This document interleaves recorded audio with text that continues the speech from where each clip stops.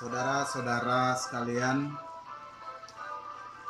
mahasiswa-mahasiswi Fakultas Ekonomi dan Bisnis Universitas HKBP Nomensen, pada pertemuan yang keenam ini kita akan belajar mengenai wesel tagih, notes receivable, dan wesel bayar, notes payable. Saudara-saudara, secara umum wesel tagih bisa juga kita katakan sebagai piutang wesel. Wesel bayar bisa juga kita katakan sebagai utang wesel. Pada umumnya piutang wesel dengan piutang usaha itu adalah sama. Yang membedakan antara piutang usaha dengan piutang wesel itu adanya suatu janji tertulis di dalam membayar sejumlah uang dalam jangka waktu tertentu. Dan itulah yang kita sebutkan sebagai wesel, suatu janji tertulis untuk membayar sejumlah uang setelah jangka waktu tertentu. Di dalam wesel, pihak yang terlibat ada yang kita sebutkan sebagai pihak penarik wesel atau drawer.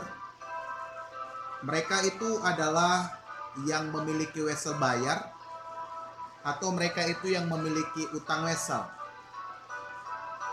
Atau penarik wesel merupakan perusahaan atau pihak yang membuat atau menerbitkan wesel sebagai suatu janji tertulis untuk membayar utangnya. Sedangkan penerima wesel atau disebut sebagai payer adalah pihak yang memiliki wesel tagih atau yang memiliki piutang wesel. Atau dapat dikatakan bahwa penerima wesel merupakan perusahaan atau pihak yang menerima pembayaran. Pencatatan wesel.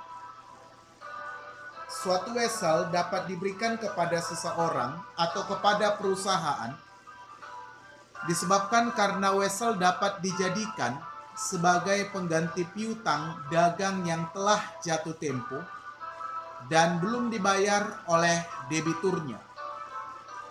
Artinya ketika jatuh tempo, debitur itu belum mampu membayar utangnya kepada kreditur, maka debitur dapat mengeluarkan wesel karena dia belum mampu membayar pada saat tanggal jatuh tempo, dan itu diberikan kepada kreditur.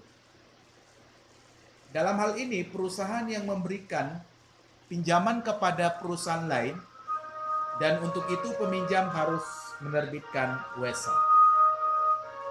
Itulah penyebab wesel itu diberikan kepada suatu perusahaan.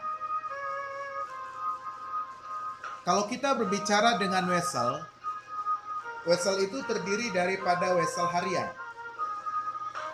Dan ada nanti kita sebutkan sebagai wesel bulanan.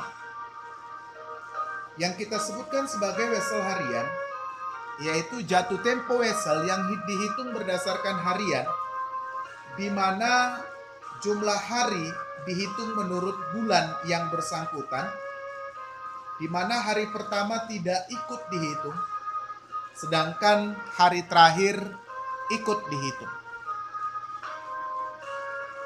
Kalau kita misalkan saudara-saudara, jatuh tempo wesel yang ditarik pada tanggal 18 April 2019 yang berjangka waktu 90 hari. Jadi wesel itu diterbitkan pada tanggal 18 April 2019. Jangka waktu wesel itu adalah 90 hari.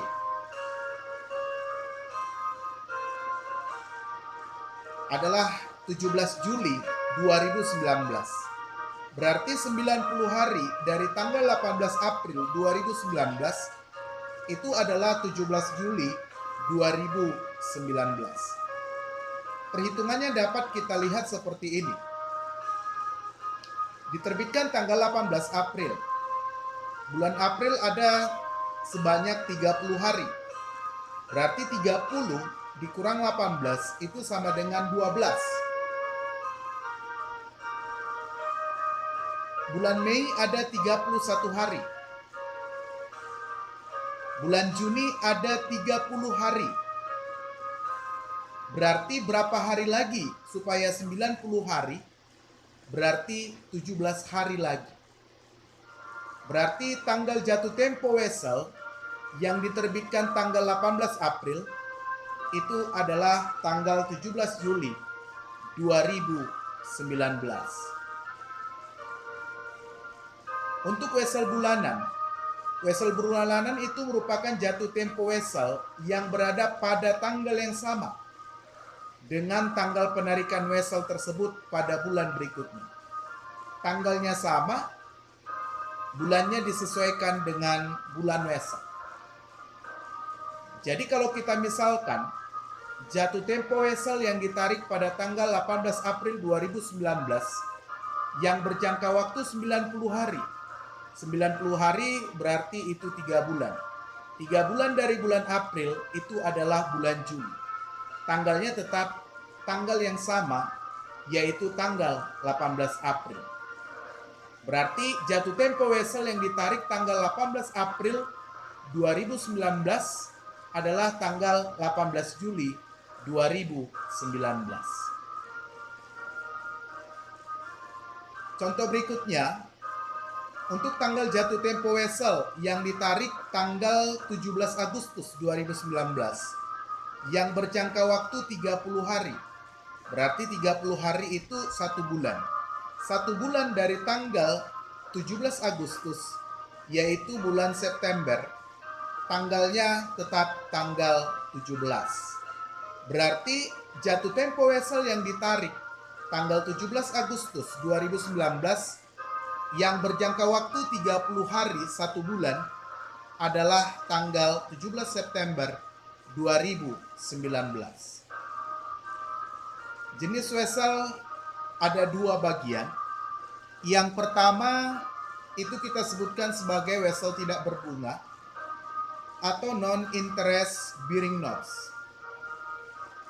Yang dimaksudkan dengan wesel tidak berbunga adalah wesel yang terhadap nilai nominal yang tercantum di dalamnya tidak dibebani oleh bunga wesel. Itu artinya nilai jatuh tempo, nilai yang diterima oleh kreditur dari debitur pada saat tanggal jatuh tempo adalah sebesar nilai nominal daripada wesel.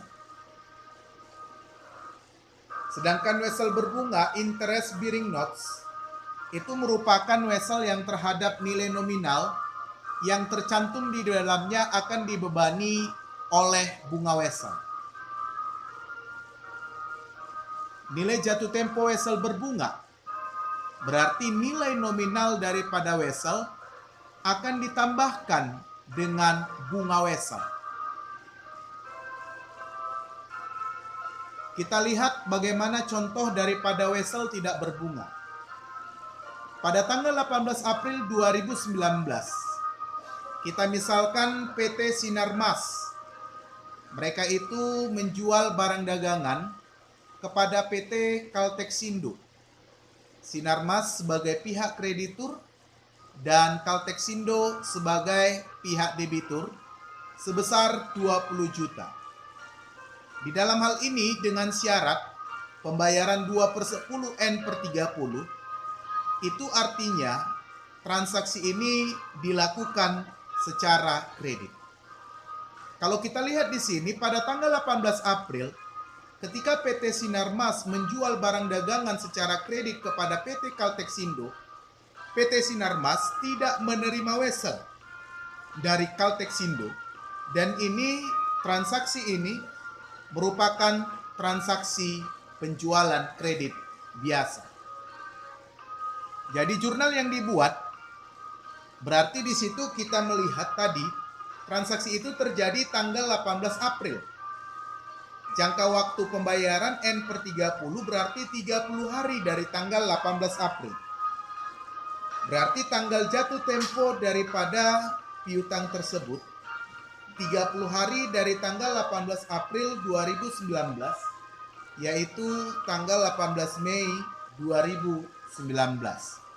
Itu artinya 18 April 2019 merupakan tanggal faktur, sedangkan 18 Mei 2019 itu merupakan tanggal jatuh tempo daripada piutang. Maka jurnal yang dibuat oleh PT Sinarmas pada tanggal 18 April 2019, piutang dagang 20 juta, penjualan kredit 20 juta.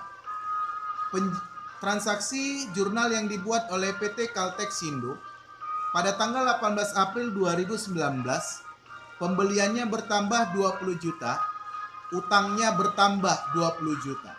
Jadi dalam hal ini masih merupakan piutang dagang yang dimiliki oleh Sinarmas, sedangkan Kaltexindo dia memiliki utang dagang. Pada tanggal 18 Mei 2019, PT Kaltexindo menerbitkan wesel untuk mengganti utangnya kepada PT Sinarmas yang telah jatuh tempo dengan jangka waktu wesel 60 hari dari nilai nominal wesel. Tadi piutang itu jatuh tempo tanggal 18 Mei 2019. Sedangkan pada saat tanggal jatuh tempo piutang, debitur PT Kaltexindo mereka itu belum sanggup melakukan pembayaran kepada PT Sinarmas. Sehingga PT Sinarmas mau menggantikan utangnya. Jadi karena ketidaksanggupannya, PT Kaltexindo menerbitkan wesel untuk mengganti utangnya. Maka mulai tanggal 18 April 2019 sampai jangka waktu 60 hari, PT Sinarmas memiliki piutang wesel kepada Kaltexindo dan Kaltexindo memiliki utang wesel kepada PT Sinarmas. Jangka waktu pembayarannya adalah 60 hari dari tanggal 18 Mei. Jadi di sini kita lihat 60 hari. Ini 60 hari ya. 60 hari dari tanggal 18 Mei berarti tanggal 17 Juli. Ini 60 hari ya. Ini boleh kita gantikan nanti. Ini jangka waktunya 60 hari. Oke. Ya, 60 hari tadi. Berarti 60 hari dari tanggal 18 Mei, berarti itu adalah tanggal 17 Juli. Berarti ini tanggal weselnya, tanggal diterbitkan wesel. Ini tanggal jatuh tempo daripada wesel. Maka mulai tanggal 18 Mei 2019, PT Sinarmas mereka itu memiliki wesel tagih 20 juta, piutang dagangnya 20 juta. Tadi piutang dagang pada penjualan. Sekarang karena tanggal 18 Mei Kaltexindo belum mampu membayar utangnya, maka digantikan dengan menerbitkan wesel, maka PT Sinarmas mereka itu tidak memiliki piutang dagang lagi, piutang dagangnya diganti menjadi wesel tagih. Jadi di sini kian wesel tagih ini, piutang dagang ini di sebelah debit. Jadi yang digantikan di sini dicoret piutang dagangnya, digantikan jadi wesel tagih. Sedangkan piutang dagangnya diperhitungkan jadi berkurang. Yang dicatatkan oleh Kaltexindo, awalnya di sini tadi PT Kaltexindo di kredit dia memiliki utang dagang, tetapi karena digantikan jadi wesel, maka utang dagangnya jadi dibuat di sebelah debit, di sebelah kredit digantikan menjadi wesel bayar. Pada tanggal 17 Juli 2019, di mana 17 Juli 2019 merupakan tanggal jatuh tempo daripada wesel. Dalam hal ini PT Kaltexindo melunasi seluruh kewajibannya kepada PT Sinarmas.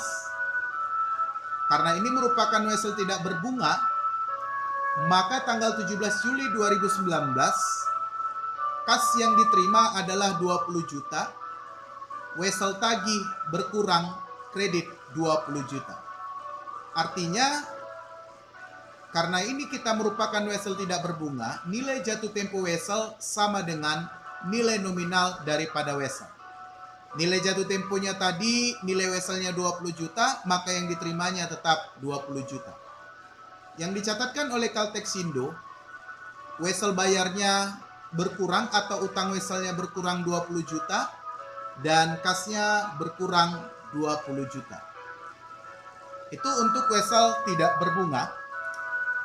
Sedangkan ini ada contoh untuk wesel yang berbunga. Kita misalkan saudara-saudari pada tanggal 18 April 2019, PT Tirta Sibaya Kindo, mereka itu menjual barang dagangan kepada PT Tirta Investama sebesar 5 juta rupiah dengan syarat pembayaran 3/15 N/30.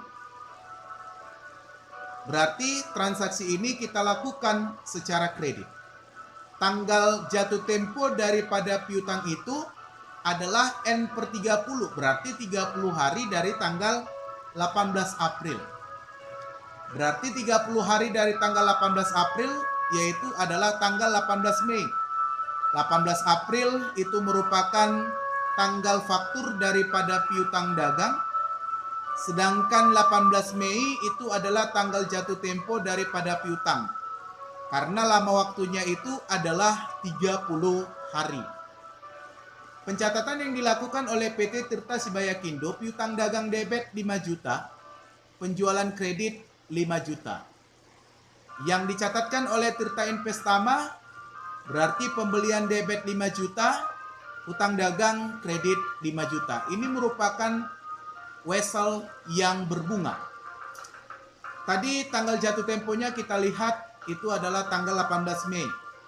Jadi kalau kita misalkan pada tanggal 18 Mei 2019 PT Tirta Sibaya Kindo menarik wesel berbunga 10% per tahun. Menarik wesel 10% per tahun dengan jangka waktu wesel 3 bulan. Sebagai pengganti piutangnya yang telah jatuh tempo. Yang seharusnya PT Tirta Sibaya Kindo menarik piutangnya itu tanggal 18 Mei, tetapi karena debiturnya belum mampu, maka debiturnya mengeluarkan wesel kepada Tirta Sibaya Kindo dan mereka itu meminta jangka waktu pembayarannya diperpanjang 3 bulan dari tanggal 18 Mei. Berarti pencatatan yang dilakukan tanggal fakturnya, ini 18 Mei itu adalah tanggal faktur wesel, berarti tanggal diterbitkan wesel. Jangka waktu wesel itu adalah 3 bulan. Berarti 3 bulan dari tanggal 18 Mei 2019, berarti itu adalah tanggal 18 Agustus 2019. Tanggalnya tetap sama, tanggal 18, bulannya adalah 3 bulan. Bagaimana pencatatan yang dilakukan oleh PT Tirta Sibaya Kindo?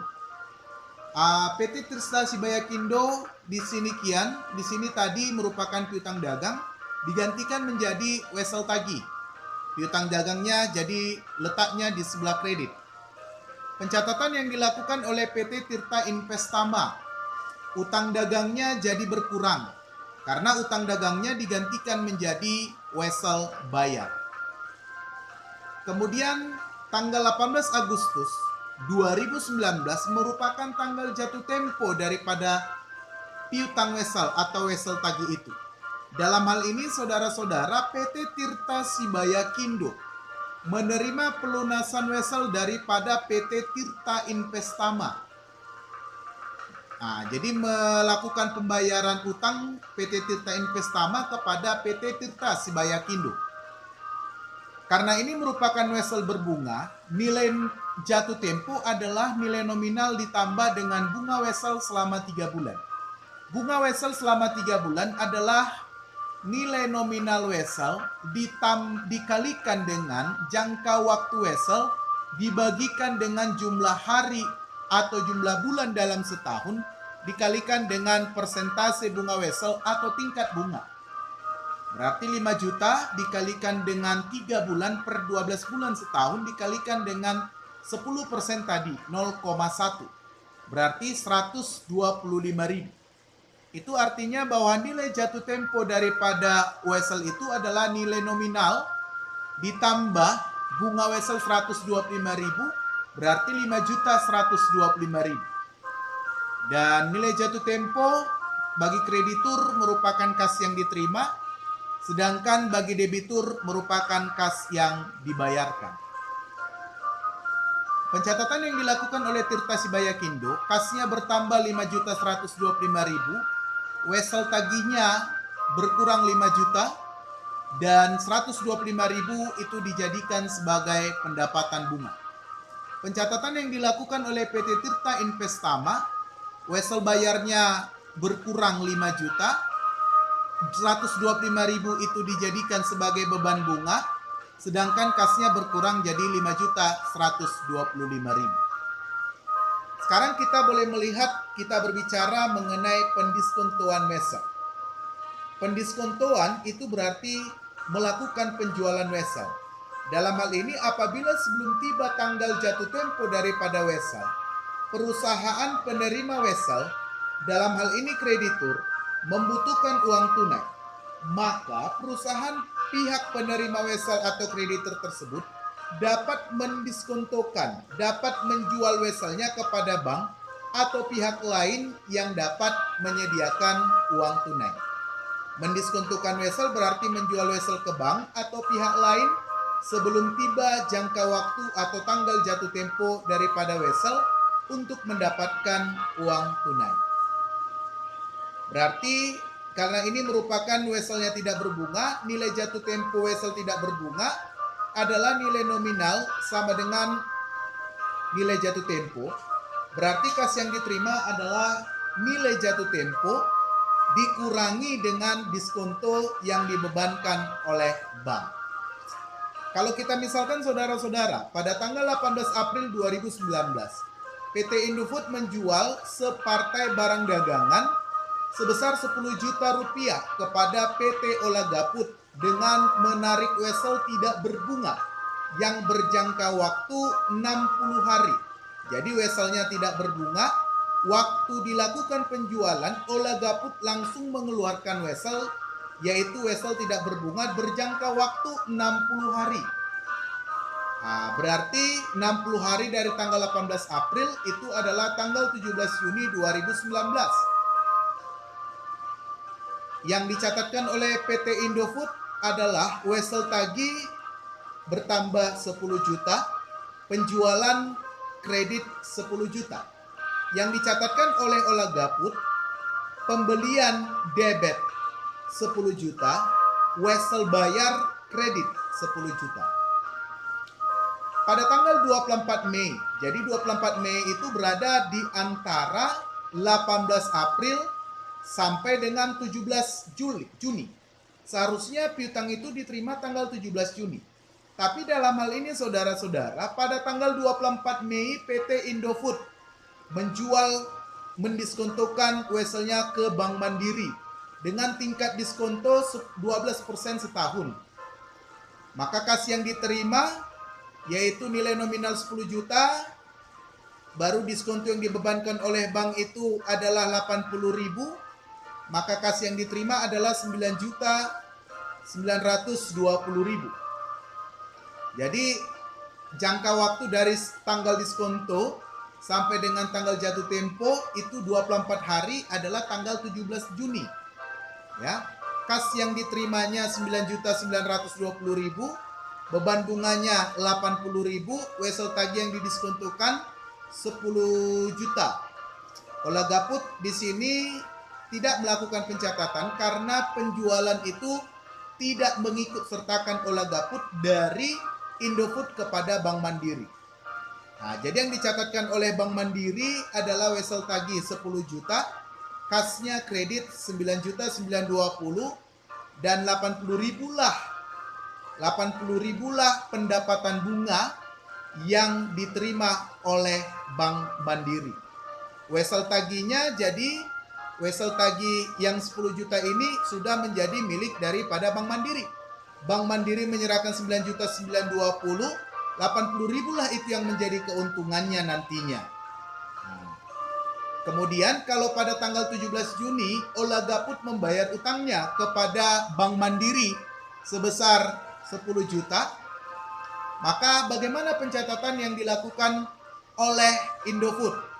Beginilah pencatatan yang dilakukan. Wesel tagih di diskonto pada wesel tagih. Ola Gaput wesel bayar 10 juta, kasnya 10 juta. Dan yang dicatatkan oleh Bank Mandiri, dia menerima kas 10 juta. Padahal kas yang diberikan tadi hanya 9.920.000. Sedangkan untuk wesel berbunga, kalau kita misalkan saudara-saudara, pada tanggal 18 April 2019, PT Coca-Cola menjual barang dagangan kepada PT Carrefour Indonesia 20 juta. Bunganya 10%, jangka waktunya 90 hari. Nah, berarti 90 harinya itu adalah tanggal 17 Juli 2019. Ini pencatatan yang dilakukan oleh PT Coca-Cola dan ini pencatatan yang dilakukan oleh PT Carrefour. Dijual 11 Juni. Nah, jadi mendiskontokan wesel kepada Bank Danamon itu 15%. Jadi inilah kas yang diterima oleh PT Indofood yang seharusnya diterima adalah 20.500.000. Dan inilah pencatatan yang dilakukan pada saat